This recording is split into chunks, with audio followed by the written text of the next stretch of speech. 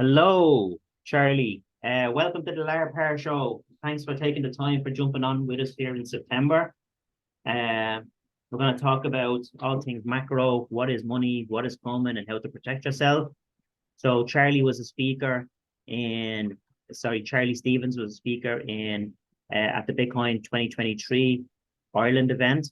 He done a great keynote on Bitcoin and the global economy. At that time, he was living in Spain and he flew in for the event, but now he's in El Salvador. Big move, completely different part of the world. So, Charlie, firstly, welcome to the show. And I'd like you to share your story on how you discovered Bitcoin and why you felt you needed to learn about Bitcoin. Laura, thanks a million for the chat in general. It's an absolute pleasure to be here and to just share the story. But so the last time that I saw you in person was for the Irish Bitcoin conference, and that was pretty amazing. It was great to get all these Bitcoiners together in Ireland and discussing about something so important that is Bitcoin. But yeah, I've moved over to El Salvador based on the decision that I wanted to work with Bitcoin, full on with the feet on the ground. That was my main goal. I'll just give a little intro of myself, where I come from, what my story is, just so that people have an idea. I grew up I'm from Ireland, and I moved to Spain when I was young. I was 4 years old, and I grew up in Spain, which is where I was able to pick up Spanish as a language, and that was great. But then I came back for boarding school in Ireland, and I got into maths, went to university, did actuary, and ended up working for a large multinational accountancy firm as an actuarial consultant after university. So it was heavy on the maths. And in university, I was really getting into understanding about investment. Like I'd look at like wealthy individuals, and I'd try and figure out why are they wealthy? What was it that allowed them to get to that position? And the same kind of same patterns kept emerging, and it was that they were invested in assets, and they were asset rich. And I kept reading books, obviously your cliche books like Rich Dad, Poor Dad, and The Intelligent Investor. And my families and friends got on board with me wanting to learn about investments, etc. So that was reinforcing in terms of getting all the books that you needed to learn more about what all this is.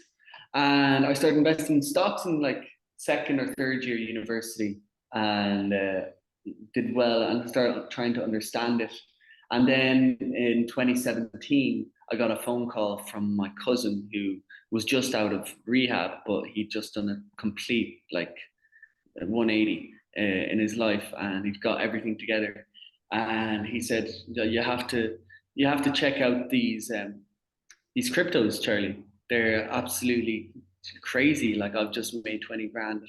And at the time, that was a lot. Like for us, we were like college age, and obviously my interest was piqued and just delved straight into it. We formed a group and discussing all about these cryptos, and obviously with the hype of 2017 when it was going up to $20,000, everything was going up. So everyone was a genius, and he started drawing patterns on the charts, and you were considered a wizard or a lord because it was lords of crypto.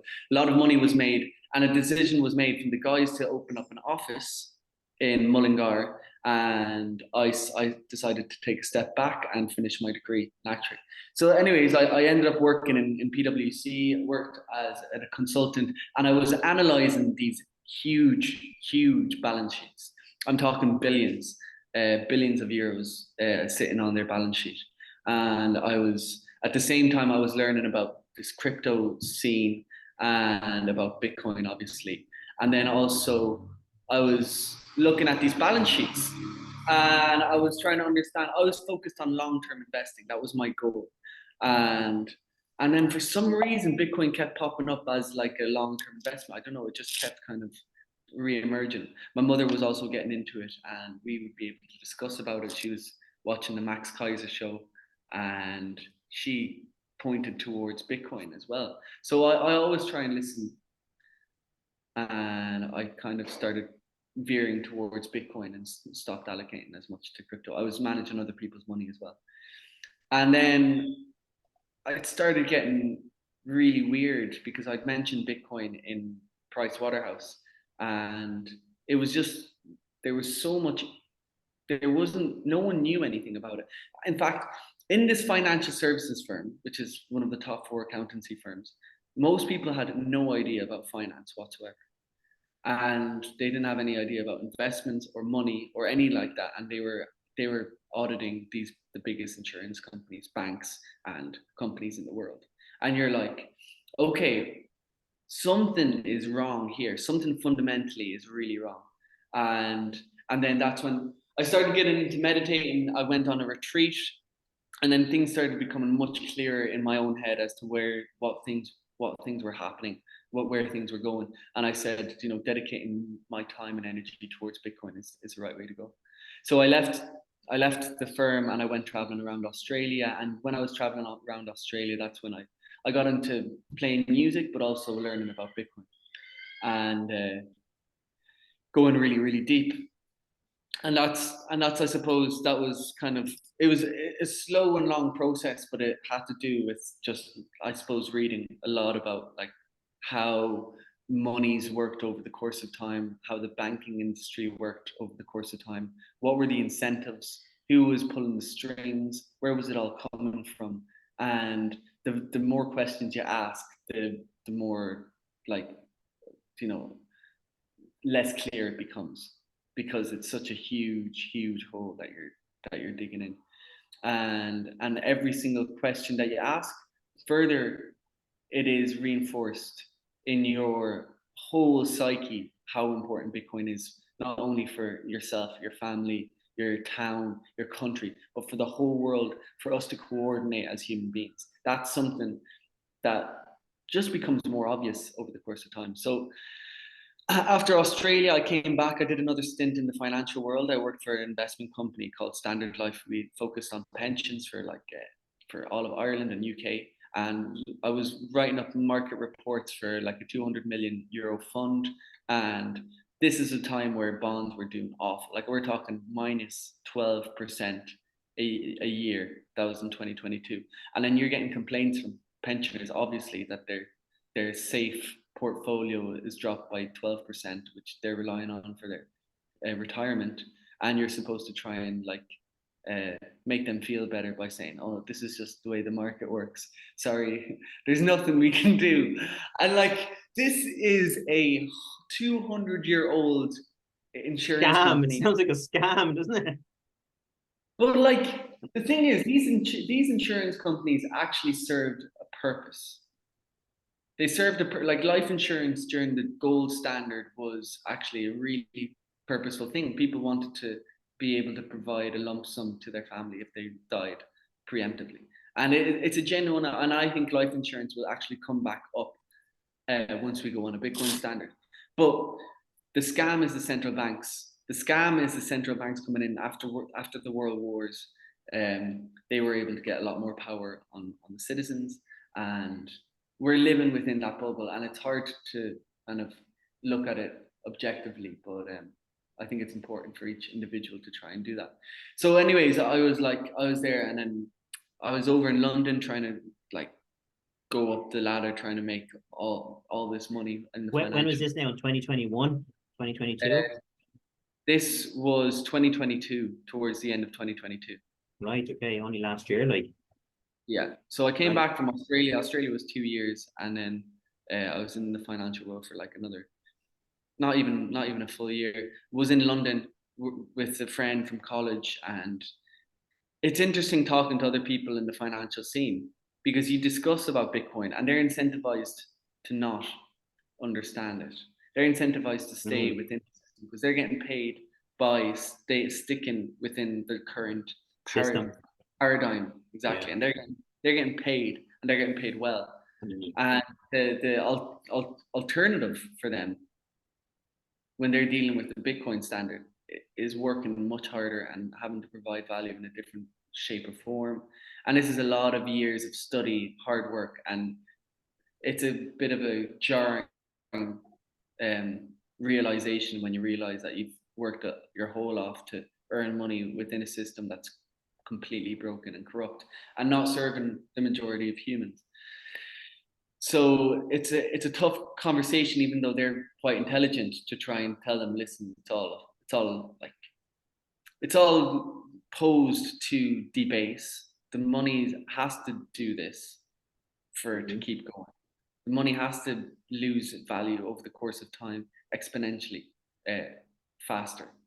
And you've got a certain amount of options available to you. And there's this one option that is pristine.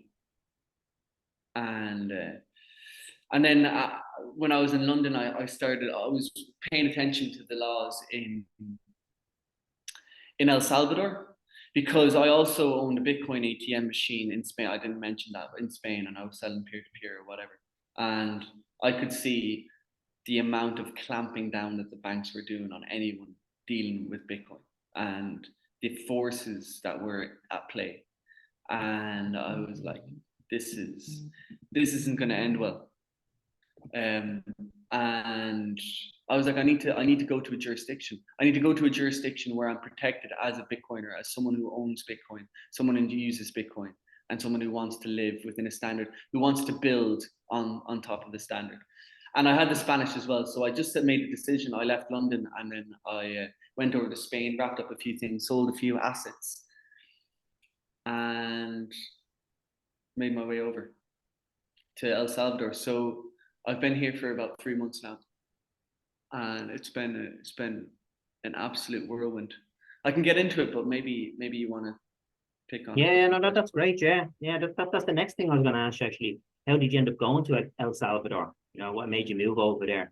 So you have to tell us you wanted to get out of the jurisdiction that you were in. You wanted a bit more freedom to work with Bitcoin, spread the word, and start helping people about it. You know, so the probably obvious country to go to is El Salvador, you know, because they adopted a Bitcoin standard over there in 2021, and it's been amazing. You know what I mean? So tell us what's been happening over there on the ground, and what part of El Salvador are you in? People have heard of like El Zonte. That's probably more the Bitcoiners have. What's the capital like compared to where you were and the other places? So just tell us a little bit about that. So it was the obvious choice, El Salvador, but I was a bit iffy about it because I felt the marketing was pretty heavy on the El Salvadorian side. That a lot of people are saying, "Come over, this is the Noah's Ark," but I said it's worth actually going and checking it out. And yeah, what you see, or the majority of what you hear about El Salvador is true. It's like there's a lot of hope. You walk around and there's building, there's development, there's healing happening here. So I arrived into San Salvador, and San Salvador is a booming city. Like it's like, I suppose, a lot of cities in the whole world. Like it's highly developed. The traffic is pretty severe. Right. That's one thing. Traffic is bad in San Salvador, but the people are just so genuine, so helpful as a population, and there's a real sense of liberty. Like even though you might see the guards or the army walking around, there's just pure tranquility. Like I've left a lot of things out in the streets for days and come back and it's still, it's still there. Like the level of safety is just really good, but you still don't feel restricted. You feel like you can do everything that you want to do, as long as you're not harming anyone, and as long as you're not like doing some basic moral precepts. So San Salvador is busy. That's where a lot of Bitcoin events happen in San Salvador. A lot of people who are working in anything that's related to technology or Bitcoin that's globally important. And that's only 1 hour away from El Zonte. So you have San Salvador, the city, the airport is in between kind of the main capital and El Zonte. El Zonte is the heart of where Bitcoin was born, let's say, for El Salvador. But it's just like 2-3 blocks of businesses, and it's got a lot of Bitcoin symbology. Most premises obviously accept Bitcoin there, and it was pretty cool. Like, it's pretty cool to go over and to be able to have your stack of Bitcoin, have some on your Lightning, and just go around it and use Bitcoin. And this is something that really needs to be communicated to people, that the advantages of having Bitcoin as money are just limitless. Like, they're limitless. Like, in terms of, if you want to be able to convince your service provider, anyone who provides anything to you, to accept Bitcoin, for them to be able to change that Bitcoin into a currency that doesn't move as drastically against goods like the dollar, to be able to convert those so cheaply, quickly, easily, is key to getting everyone being able to accept Bitcoin as a payment.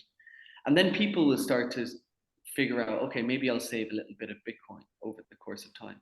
But it's hard to communicate how important that law and the efforts of Nayib Bukele were in terms of making it something that people can accept and not have to worry about tax repercussions, not to have to worry about getting barged in. Like, I live just beside a pupuseria where they cook up pupusas, delicious, really cheap, like 50 cents a pop. And you go down, and I loved it. And I just said to her, would you consider accepting Bitcoin? And she was like, oh, she was quite resistant against it. But then over time, she was like, okay. And I showed her niece, who was 12 years old, and she picked it up straight away. She was like, bang, bang, bang. And now she's got about like $50, which is considerable in Bitcoin. And then she has like another, like maybe $100 in stable sats or whatever. And this is big for local businesses. They're all stacking independently across the town. But I'll revert back to El Zonte. So I arrived into El Zonte and I lived there for about 10 days with the intentions of going to a town called Berlin.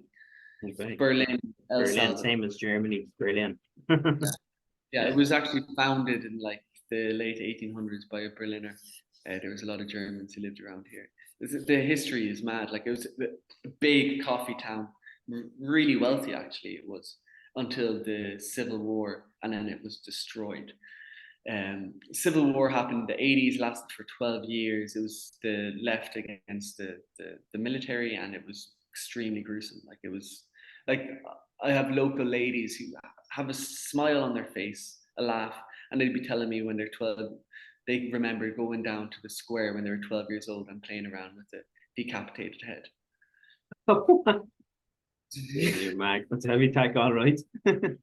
So, like, the experience. And that happened in the 80s. So it's not, that was late 80s. Yeah, late 80s. Yeah.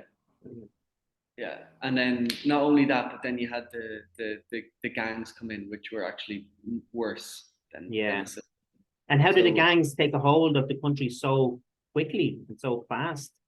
I couldn't tell you the exact way that they went about it, but what I can tell you was that the system that was in place was reinforcing their power.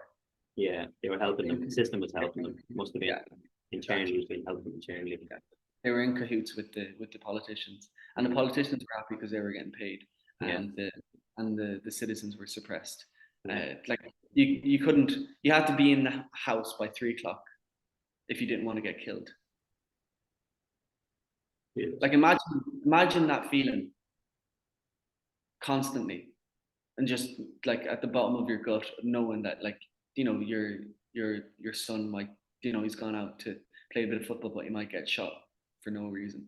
Or like, and this is Like, this isn't like a remote thing. You ask people on the street and everyone knows someone who's been shot. Everyone. It's crazy. But the place has just been turned on top of its head. It's now the safest country, and you feel it in Latin America, competing against Canada. Like, I was coming from Spain, and I was robbed twice in Spain, just before coming over here. I feel 10 times safer here in El Salvador now than I did in Europe. Um, so I find it amazing. I find it amazing that the country has been turned like this, and you anyway, just don't know what's going to happen. go ahead. And going into that part, because like a lot of people might be thinking, right, how can somebody that's new that comes into power can just change everything around so quickly? How did they tackle the gangs? How did they get rid of them? Because if they were stuck into the whole the whole country and in with the politicians and the government and everything, how did the new president Bukele prize that apart, separate it apart, and how did he get rid of the gangs? What did he do? So the gangs were like a cancer in the country. They were like ingrained in every system. Like, they had all the territories mapped out. If you went from one territory to another territory and you weren't from there, you were shot. They knew everyone who was coming in. Their communication lines were all really, really. It was highly organized and rampant. Bukele came in, and what he did was, now there are going to be more experts than on this than Yeah, myself. yeah, of course. Yeah, just briefly into it. But Nayib, essentially, he was a mayor of Cuscatlan and then San Salvador, and he was extremely popular. And then he was kicked out of his party, which was slightly left, and because he said something about the leader, and they kicked him out. And then he tried to create his own party called Nuevas Ideas, and they weren't allowed to compete, so he had to go together with another independent party, and but kept all his like logos and branding and stuff. And he then went for presidency, got a 53% vote because he was so popular in San Salvador, and the way he speaks, the way he gets the message across, and shows that he does act. Then people voted for him, but to be able to get the funding for all of Yeah, for that this, operation, like, yeah, you would that need some funding for it, yeah. yeah, there was like 110 million, which isn't that much. Like, it really isn't. Yeah. 110 million. Not in the grand scale of things No, it really is. of a country's GDP, really, when you think about it, Yeah. Nothing. But they were blocking this funding, the both parties, and Nayib then got the army. The army were behind him, and like a lot of them came into the place where decisions were made about this funding, and everyone then just said, "Yeah, like go ahead with this funding." And then he was like, he'll go down as a man for the Bitcoin law, of course, and for changing, rebranding El Salvador. But as a military tactician, he was a genius. Like, what they did was that they circled all the different towns that were the main hotspots, and they closed. He used the army to do that, did he? Yeah. Okay. Yeah. So Right. he used the army to come in to each of the town, and there was this thing called the control de régimen, which is like this law that was passed that allowed for the army to come in and just take people and put them into jail, like, and then for there to be a process to let them out after that. But they could come in and they could just wrap up everyone. Now, supposedly there was some sort of deal, like some people have been talking about this deal where there was no resistance, and I've heard a lot of rumors of like that the gangs kind of try to strike a deal where they would get a good quality jail or whatever, but I really don't know. But there was feck all resistance, which is strange, isn't it? Because they're all armed to the teeth. Like, that's what I was trying to figure out. How would they be able to do this? Yeah, except that, yeah, when that day came where there was 77 deaths in 2020, I think it was, that's when he put in that law where they could just come in and take people. And then he just swooped in, and it cleaned the streets. It was a process of 2 years of just bang, bang, bang, bang, bang, and like total. Like I hate like boosting like one person up. I don't like the idea of having one single point of failure, but the the effectiveness was good. Was good. Like he was Yeah, able to well, it get it. worked, didn't it? It worked. And He cleaned up.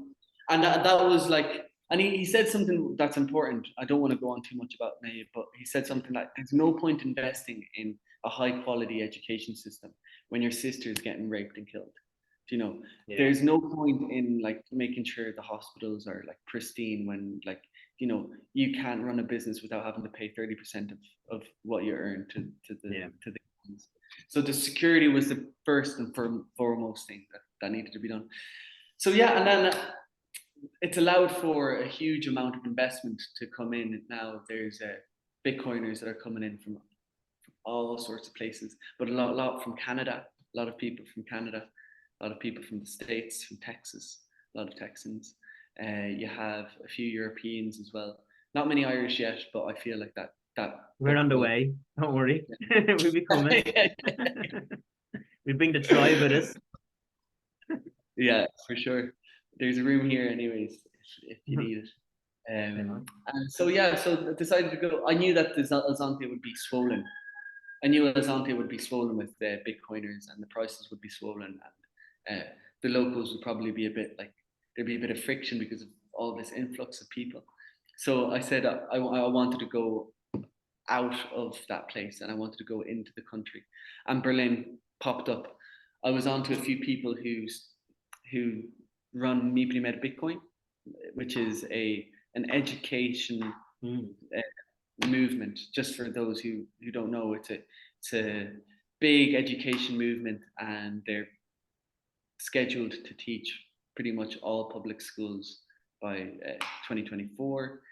So Bitcoin will be a standard part of your curriculum in school, like learning about money, sovereignty, independence for all the kids.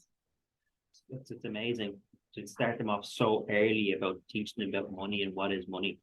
Like I've been in business over 30 years. I thought I was doing good, you know what I mean?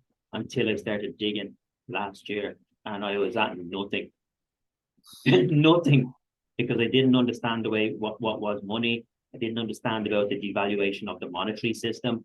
We were always told to look at inflation, which is something completely different, you know what I mean, compared to the monetary devaluation that's going on behind us. And I came to realize it doesn't matter how hard I worked, the brow, my sweat, or whatever technology I used, if I wasn't increasing my prices in my business by 20% a year, I was at nothing, because the government behind my back was printing about 10% of the money every year. So they were devaluing the currency.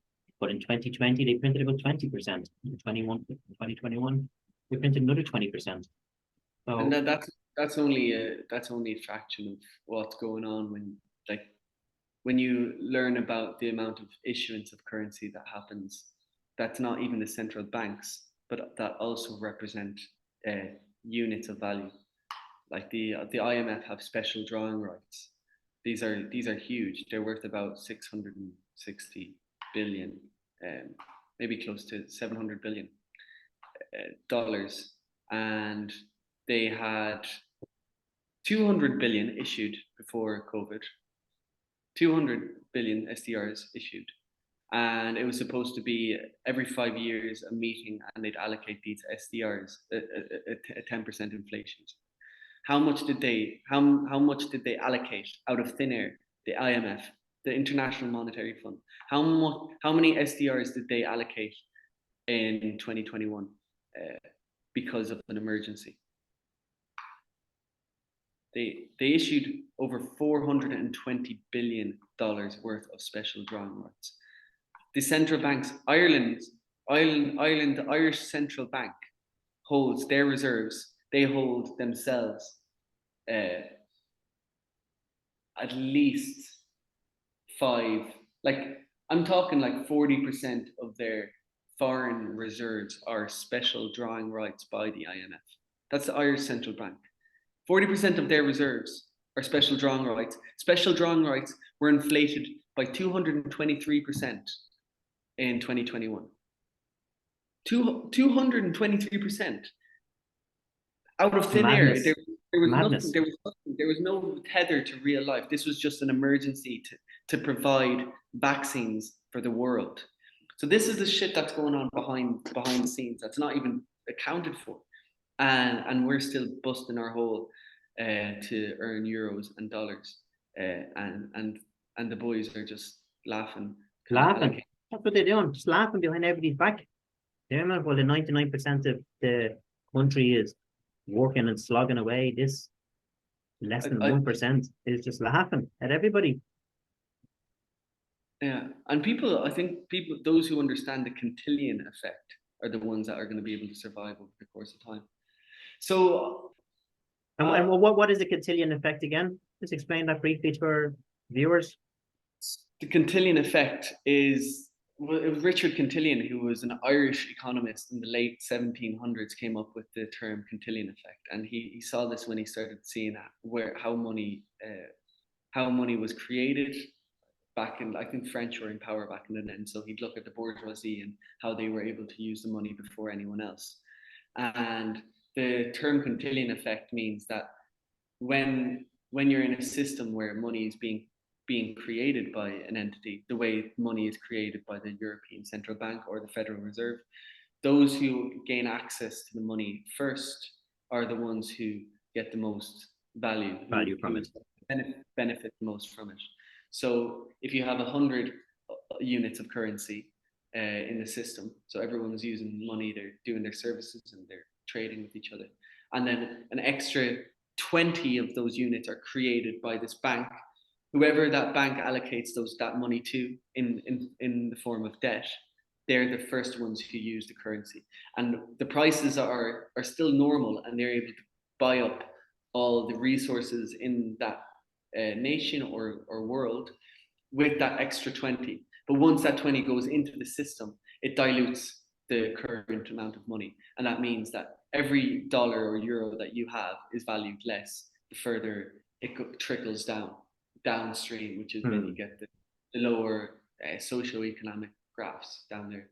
So this is the way the world works right now. It's like, okay, this money is being allocated to large banks first, insurance companies, and then they are the ones who have access to the cheapest debt, and then it goes down to those who are more politically connected. And there's really only one way for you to kind of step out of that system, and it's to use money that isn't created by these entities.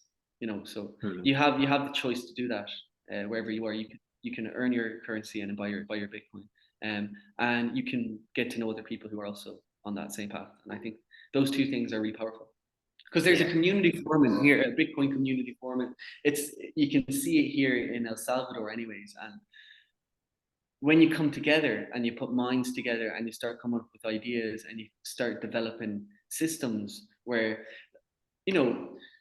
we have a Bitcoin farmers market coming up this Sunday where that's what I wanted to talk to you about as well, what you're doing there on the ground and what's been going on. Yeah, that was one of my questions. What's been going on over there? Okay. Farmers market, right? So I stayed with James and Kiki. They had a pad, and I stayed with them, and he was only coming up with the idea of the farmers market when I was there.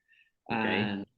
And the idea was to essentially bring food, produce, products from the source directly to consumers without a middleman, peer-to-peer Bitcoin in El Zonte. And it's gone down an absolute treat. The exposure that it's getting, the people that are coming to see this place, to buy produce is amazing. So they've got grass-fed beef. We've got grass-fed beef. We've got like smoked pork that's coming directly from the farm. Like you can see that happen. You've got butter that's made with raw milk. You've got cream. You've got cacao, like proper cacao that's being produced for you. You've got high quality coffees. You've got like natural type of makeup, skin products. You've got like rugs. You've got sourdough being sold. It's high quality products that are being sold for Bitcoin, and it's amazing. Like it's really amazing to see it develop, to see this infrastructure develop within a country that allows Bitcoin as legal tender, where you don't have to touch a dollar throughout in the whole process of surviving as a human being. The farmers take Bitcoin, the person cuts up the animal and who processes is paid in Bitcoin. The consumer uses Bitcoin, and it just keeps on going. So that's this Sunday. Every 2 Sundays, the Bitcoin Farmers Market is on in El Zonte. Okay, and where is it held in El Zonte? It's a place called Tres Amigos, and you'd be able to look it up. You can actually look it up on Google, Bitcoin Farmers Market El Zonte, and then you find the direct. But it's bang in the center of El Zonte, and it's every 2 weeks. So if anyone is coming to El Zonte for any reason, try and see if the Bitcoin Farmers Market is on. They've got the Twitter, Instagram channel, everything like that. So I help out with all of the Spanish speaking, with sorting out the venue and sorting out logistics and stuff like that. And it's an absolute pleasure to be able to be helping out and seeing something form from the ground up, and developing a community, I suppose. I know that's quite cliche when you say developing a community, but you can really see it. Like, you can see people forming friendships and relationships and all under the umbrella. It'll probably a go-to place to meet every second Sunday, you know, for people. They can get their groceries, buy local, you know, and pay direct the producers, all organic stuff, you know what I mean? It sounds really, really amazing. And have you got any plans to do that anywhere else? How far away is that from Berlin? Yeah, so that's a good question, Laura. It's about 3 hours. Okay, right. Okay. So it's a journey. So I have to go down every Saturday. I stay the night there, and then I get up and I try and sell a bit as well and sort out logistics. But on the 29th of October, we're scheduled to have a Bitcoin farmers market up in Berlin. All right, okay. And this is going to be for the Berlin's anniversary. So it's quite a big day in general. And then we're trying to mix that with the farmers market. So it's going to be a day where you have Bitcoiners come from the capital city, Bitcoiners come from El Zonte, and then you have vendors selling local organic produce up in this beautiful, beautiful mountain town here in Berlin, Usulután, where over 75 vendors now accept and use Bitcoin day to day. So like, I pay my rent in Bitcoin, I bought my motorbike in Bitcoin, I buy all my meals with Bitcoin, my groceries from the supermarket is with Bitcoin. I can go to the hardware store, buy paint, buy anything that I need to use to build a house with Bitcoin. I hardly use a dollar. Like, I don't have one single dollar available to me right now. And I just go around, and there's local people who are like doing exchanges. You've got kind of these emergent properties that you think a free market would provide forming within the town at the moment. So that's something I'm really, really excited about. Like, I'm really, really pumped about what's happening here in Berlin, where it's going, the people I'm surrounded by, with like the intelligence, the thoughtfulness behind the individuals that are coming to live here, the mission, the drive. It's all very long-term focused, and it's a privilege. Amazing. Sounds amazing. Very, very good. Yeah. So what's next? So go ahead. No, I'd recommend for anyone who comes over, like, the November's coming up. You've got Adopting Bitcoin coming up, which is one of the major international conferences for Bitcoin. And tell us a little bit about that. When's that happening? And we were planning on coming over ourselves over to it. I was planning on coming over. I'm after doing a little bit of a switch myself. I'm going to Greece now in October, but then we're going to Madeira. You know what I mean? There's a big gang of us going to Madeira. Is there? For there's about 20 of us going, actually, to Bitcoin. Is it Bitcoiners going over? Yeah, so Bitcoin Atlantis is on in March of next year, 2024. Yeah. So because there was a good gang of us that went to Amsterdam last year, and we're doing the same again for next year. You know, there'll be about 20 of us going over to Madeira. A lot of us booked the flights, accommodation, we'll get the tickets, all sorted. That'll be good. But we will definitely be coming to. I will anyway. It's on my plan. My Well, it's a list. bit of a trek, obviously, but you can get like a direct flight from Spain if you want, from Madrid to San Salvador. So it's handy All enough. right. Listen. Adopting Bitcoin is seen as a conference that is high signal. You've got a lot of builders that come to Adopting Bitcoin who have businesses directly related with Bitcoin, and you can think of El Salvador as a bit of a sandbox for products, let's say. So it's like you can test out all your products in real time over here. So you really do see cutting edge stuff around. And then there's going to be the halving party next year. Obviously, a lot of people coming over for that. And yeah, it's nice to show people what's happening on the ground. But those people who are planning to come over, check out Berlin as a place.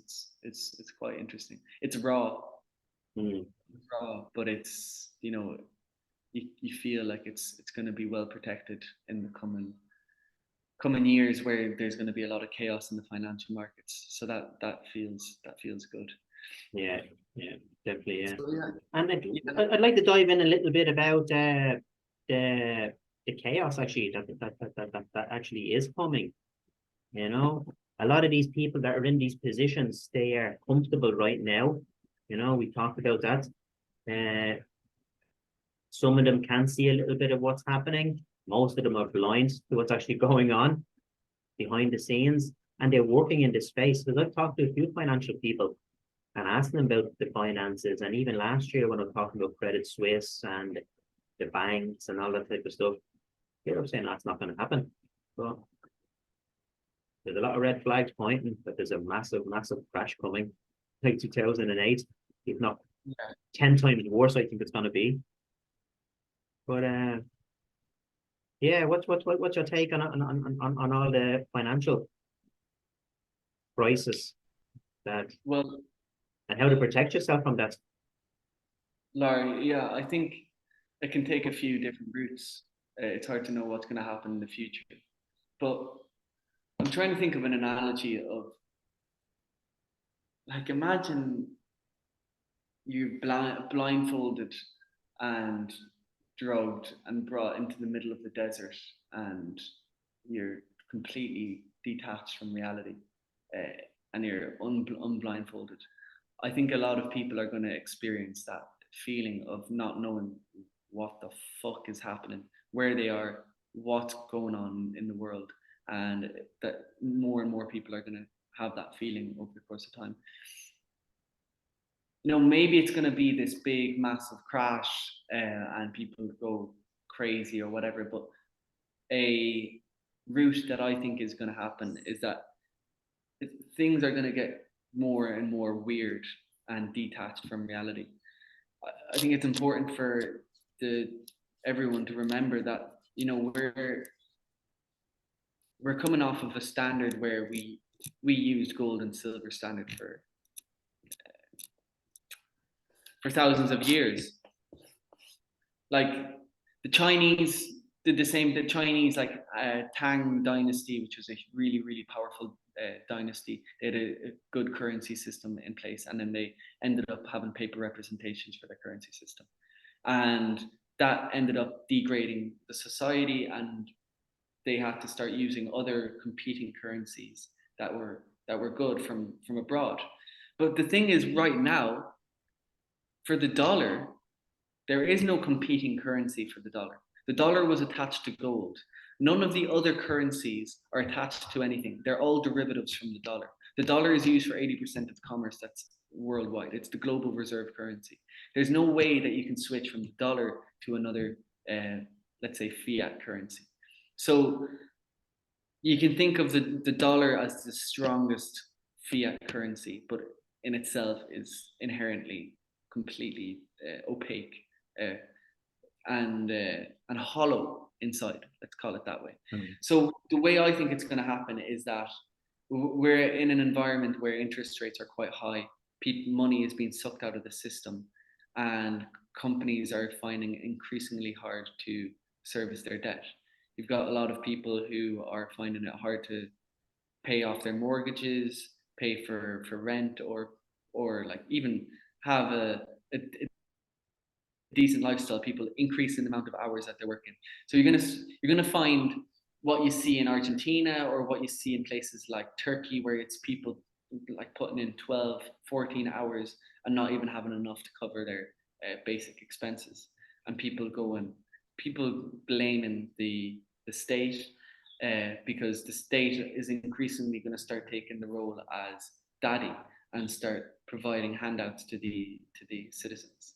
So the really tough part of this situation is that once you find everyone are struggling quite a bit, most of the population will start voting towards the left or straight, without getting politically connected, will be voting for handouts. People will want to vote for the state to give them money. Yeah, yeah. And I'll keep reinforcing that sort of system where those who are working and provide value are going to be robbed for them. They're going to be taxed higher. The inflation is going to go up, and it's just going to give more power to the state. So I think increasingly what's going to happen is that the state is going to have more and more power over the individuals that use the euro or the dollar, and those, once the CBDCs are introduced, the central bank digital currencies, which have been tried to introduce, they'll be quite enticing because of, you might get special features, you might get an extra boost. There'll be a lot of additional bonuses of using these really fast currencies. Initially they will be to suck people in, I think. Yeah. But then after a few years, when people are sucked in, people won't have the ability to earn Bitcoin. People will be so stuck in this system of like, I need to change my life so I can earn more euros, which is the way people work. Mm-hmm. Inherently, like, you're incentivized to try and earn as many euros as you can, but you need to switch your business and your lifestyle and everything to earn those euros. But then you get further removed from your ability to provide a high quality service to people who own Bitcoin. So there's going to be a divergence, and those who are to go with the central bank digital currency and euros, it's going to get really weird. They're going to start getting, I think, mental diseases. I genuinely think that's going to happen. And those who try and provide services to Bitcoiners and goods and are in Bitcoin friendly jurisdictions are going to be the ones that are more tethered to reality and accountability. It won't be easy, I don't think. It won't be easy, but it will be a chance to battle on a stable ground, let's say, and not have your ground kind of ruptured from beneath you. You'll be able to put in the work and make your earnings. So that's the way I think it's going to go. And I think there's going to be a lot of pointing fingers, blaming, and a lot of people who are unhappy with the way things are.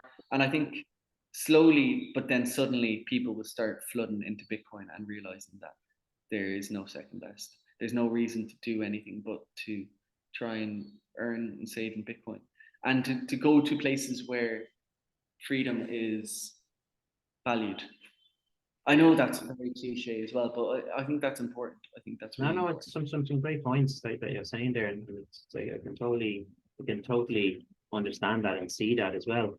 And like the work that the likes of us and hundreds of thousands of people around the world and Bitcoiners, it's grown up to millions of people now, Bitcoiners. We're just starting early, and we're protecting ourselves from what's coming. We can see, a lot of Bitcoiners can see what's happening around us, and they're making a plan, because I think when the cards start tumbling down, it might be too late for people to make a plan then. We need to make a plan before the cards start coming down. Yeah. Look at where the steps are going. Look at what the moves. Look at what, what are the consequences of people's actions? Like, you know, there is it's just about being a few steps ahead really of the game, and sometimes you feel a bit sorry for people who aren't opening their eyes, but then at the same time you can just deal with your own situation and those around you. And I feel like it's an absolute privilege to be able to speak to people like yourself, Laura, and to be able to um, bounce ideas and concepts around that are important for our future and for our kids' future. Not that I have any kids, but that's the reason why I'm in El Salvador, because I feel like I can build here a family, and and yeah, I feel like there's stability. And But there's hope I there as well, isn't it? You know what I mean? And there's hope for hope the future. You know what I there's mean? this. And it is all for the kids. If I'm doing it for my kids, you know, I might have maybe, I don't know how long more, you know what I mean, 30, 40 years if I'm lucky. Yeah, I mean, but they've got another, like Theo's only 2, you know what I mean, not even 2 yet, he's 2 in December.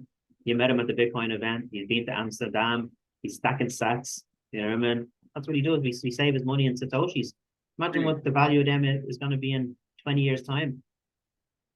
No, you're doing your kids such a favor by studying about Bitcoin. And I definitely encourage Bitcoiners around, if there's Bitcoiners listening, to connect with other Bitcoiners and figure out ways that you can help each other out. Whether it's providing a service, like a good or whatever, and start developing those kind of links. You know, those commercial links with other Bitcoiners, and get to know who they are, what they're about, uh, hobbies. Get, you know, go for like going over to Madeira with 20. That's brilliant. That's super powerful, and and that only strengthens the bonds between those individuals that save and use Bitcoin. And I think that is the way forward. And that's the only way that this system can be defeated, is if we build a parallel system where we can survive just by providing for each other on a Bitcoin standard. So that's one thing. That's my key takeaway from here, from El Salvador, where dollar is still used massively, but the more Bitcoiners relate with each other, hang out, and provide good and service to each other, the stronger the network gets. Yeah, no, definitely. Perfect. Yeah. So what's next for yourself down there then in I know you're on to get there a couple of months, you know what I mean? What can you see happening down there yourself? You know, things growing, yourself growing as well. You know, how can other people help people down there? You know, how can other people help Bitcoiners down there? You know what I mean? Help the cause. How can other Bitcoiners help yourselves down there for what you're doing? Because they always believe in like in helping others, you know. Yeah, well, I'm focused here on Berlin, on creating a circular economy with Bitcoin. That is one of my causes. I'm working remotely here, which is just such a privilege. It's great to be able to do that and to live well. But the main way to help the cause is to be able to maybe come over, check it out. That's one thing. You can also donate towards Bitcoin Berlin, which is extremely useful. All our funds are publicly shown, as this is where everything is going. All receipts are there, and we're developing a center at the moment to provide free Bitcoin education to all the vendors in the town, and to also provide English classes. But that's going to be paid so that the center is sustainable. And we've got a center, but it needs redoing. The toilet is absolutely gack.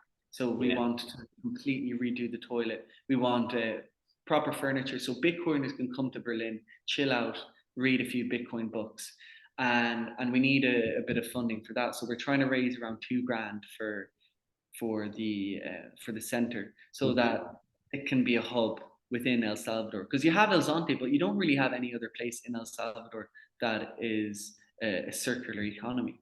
So this is poised to become the Bitcoin city, let's say, of El Salvador. So donating towards Bitcoin Berlin, maybe we can link it on the show notes or whatever. Yeah, no, definitely. Yeah, we can put the link on it, yeah, on the bottom of it. If people want to send a few sats or even donation, whatever way. How he's taking donations? Is it through Bitcoin or is it through Through Bitcoin, yeah, through Geyser. Okay. Through Okay, Geyser. Geyser, the Geyser Fund. Oh yeah, brilliant. I was talking to the lads, Michael, wasn't it? From the Geyser Fund. I did an interview with him before, a couple of months ago. Oh, as right. well. Yeah, Yeah, doing it's some a good things. great cause. Like we got a $500 donation just from Geyser there, just recently because there was a competition and we were one of 5 Bitcoin economies in the world that got a donation, which was such a pleasure. But the guys are brilliant, and you can directly donate towards the Blink wallet, which is the Okay. wallet, and reach out. I think reaching out is a really, really good way, and figure out, and like my DMs are always open. The natural investor. My focus is to be able to provide a high quality education on money, capital, and investment within Berlin over the course of time. As people start to come and people start to want to learn more about Bitcoin, it's only at its very infancy stage of teaching people how to accept and move and whatever. But over the course of time, there's going to be a need for people to delve a bit deeper into how to manage their Bitcoin capital and stuff like that. So my focus is to foster that. Reach out. I'm on Instagram, on Twitter, and What are your handles on Instagram and Twitter? The Natural Investor. You can on Twitter it's the Natural INVE1. But if you type in the Natural Investor, it's a tree and a yin and yang. Reach out, ask questions, come over, check it out, and just keep studying about Bitcoin. Look out for your family and for yourself. Yeah.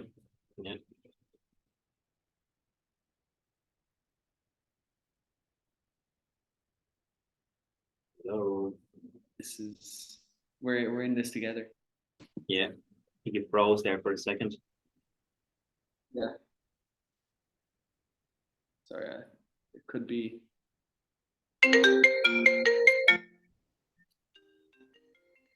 Think you're back there, yeah. Yeah. Yeah. I'm getting. Okay, amazing. So thanks for your time, No, Laura, Charlie.